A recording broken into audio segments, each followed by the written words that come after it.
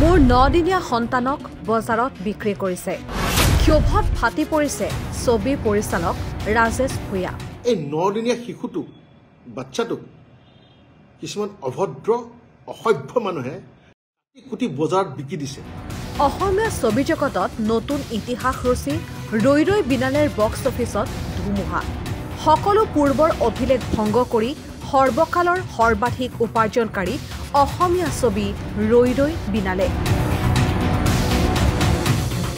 বিদুৰ ভাইৰ অভিলেখ ভংগ, অসমীয়া চিনেমাই পালে নতুন শিখৰ।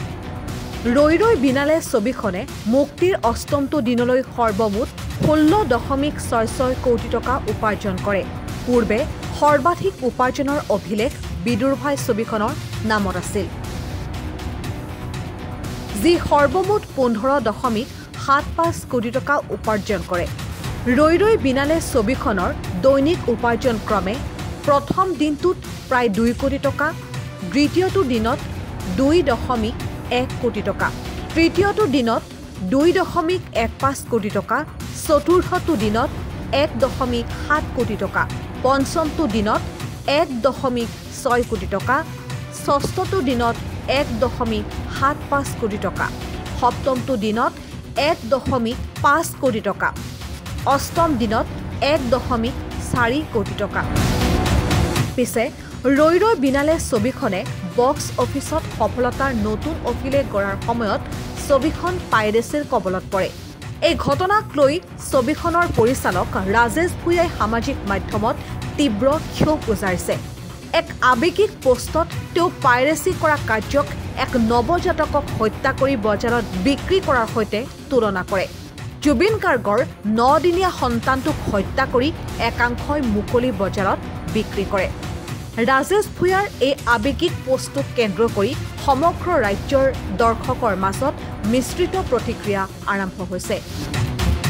এই 9 দিনীয়া শিশুটোক বাচ্চাটোক কিছুমান অভদ্ৰ অসভ্য মানুহে কোটি বজাৰত বিকি দিছে। নিজৰ বাচ্চা এটাক কাটি কুটি বজাৰত যদি বিকি দিয়া হয় কি হ'ব পাৰে অৱস্থাটো? এয়া কিবা ছাগলী আৰু গাহৰি মুৰ্গীৰ মাংস নেকি চিনেমাখন? কাটি কুটি যে বেছি আছে আপোনালোকে, লাজ নাই আপোনালোকৰ? যিসকলে পাইৰেচি কৰিছে মই তেওঁলোকক কৈ আছোঁ, এয়াই নেকি আপোনালোকৰ এজন সত্তাৰ প্ৰতি শ্ৰদ্ধাঞ্জলি? তেওঁৰ মৰমৰ সপোনক এই শ্ৰদ্ধাঞ্জলি জনাইছে আপোনালোকে? এই যে কৰি আছে বিশেষকৈ কিন্তু আমাৰ অসমৰ মানুহে কৰি আছে, সেইটো এটাকে বেছি দুখ লাগিছে।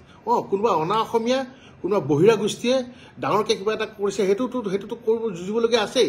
অসমীয়া চিনেমাৰ কাৰণে এখন দুৱাৰ খুলি থৈ গৈছিলে জুবিন গাৰ্গদেৱে।